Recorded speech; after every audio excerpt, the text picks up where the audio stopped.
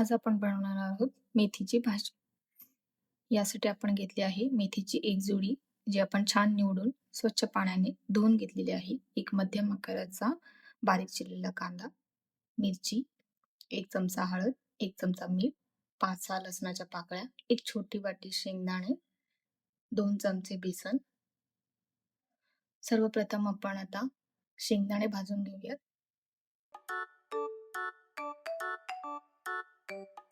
यासाठी आपण कढई गरम करून घेतलेली आहे. यात आपण आता शेंगदाणे घालणार आणि हे छान आपण मध्यम आचेवर परतून घेणार आहोत. शेंगदाणे छान भाजून घ्यायचे आहेत. परतत राहायचे जेणेकरून ते करपले जाणार नाही. आता आपण शेंगदाणे थंड करायला ठेवले आहेत आणि आपली मेथी चिरून घेऊयात. मेथी चिरून घेणं हे तुमच्यावर आहे. तुम्हाला मेथी चिरून घ्यायची असेल तर. काही जण तसेच मेथी निवडून धुवून घेतात. मेथी पूर्णपणे चिरून घ्यायची आहे. मिरच्या कापून घेतल्या आहेत. आता आपण भाजी बनवूयात. यासाठी सर्वप्रथम आपण लसूण ठेचून घेऊयात. आता आपण मेथी बनवूयात. ज्याकडे शेंगदाणे भाजले होते तीच कढई मी वापरत आहे. गॅस मध्यम आचेवर ठेवून आता आपण यात 2 मोठे चमचे तेल घालूयात. तेल गरम झालं की त्यात ठेचलेलं लसूण घालूयात.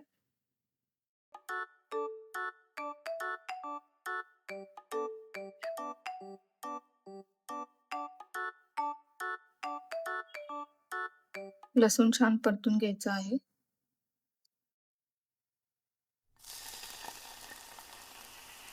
काही सेकंद लसूण परतून घ्यायचं, करपून द्यायचं नाही. त्यामुळे हलकंसं त्याला परतत राहायचंय.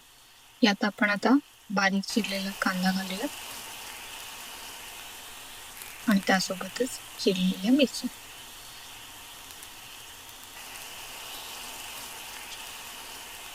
आता हे आपण छान परतून घेऊयात. गॅस हा मध्यम आचेवरच ठेवायचा आहे. छान परतून झालं की मीठ घालूयात जेणेकरून कांदा लवकर मऊ होईल.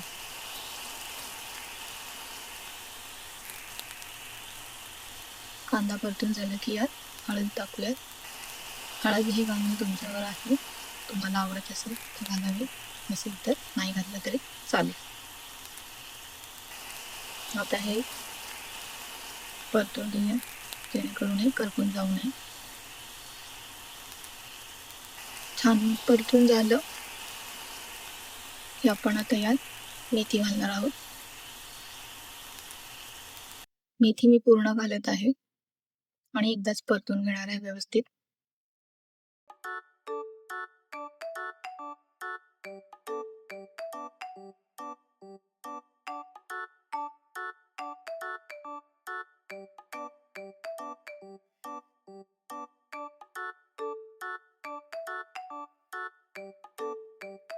आता आपण मेथी पूर्ण टाकून झालेली आहे.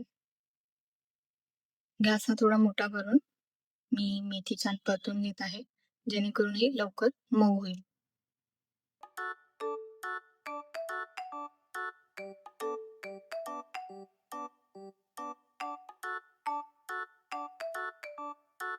मेथी पूर्ण परतून झाली की यावरती आपण आता झाकण ठेवणार आणि झाकणावरती पाणी घालणार आहोत.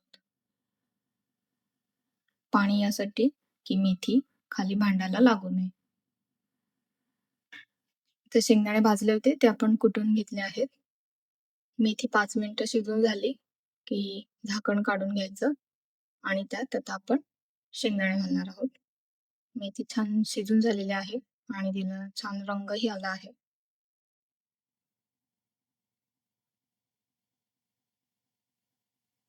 आता यात आपण शेंगदाणे घालूयात.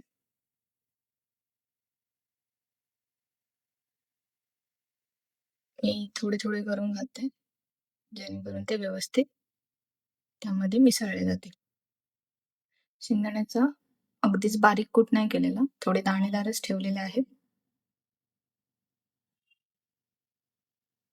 शेंगदाणे छान मिक्स करून झाले की यात आपण आता बेसन घालणार आहोत.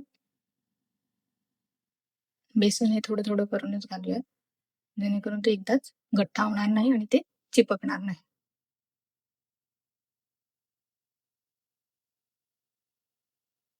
भाजी ओली नसावी, सुकीच असावी, थोडीशी ओलसर. बेसन हे छान मिसळून घ्यायचंय त्याच्यामध्ये आणि परतत राहायचंय, जेणेकरून ते एकाच जागी राहणार नाही. बेसन मिक्स करून झालं, की यात साइडने थोडंसं तेल घालूया. म्हणजे ते करपणार नाही आणि बेसन छान खरपूसही बनेल.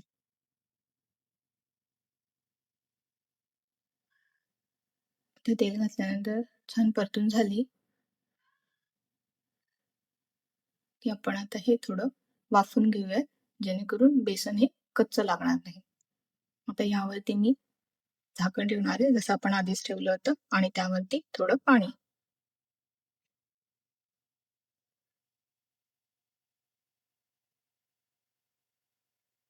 2 मिनिटं वाफवून झाल्यानंतर भाजी आपली तयार आहे. छान शेंगदाण्याचं कूट आणि बेसन घातलेली मेथीची भाजी. तुम्ही ही तांदळाच्या भाकरीसोबत, चपातीसोबत, बाजरीची भाकरी, तुमची जी भाकरी आहे त्यासोबत खाऊ शकता.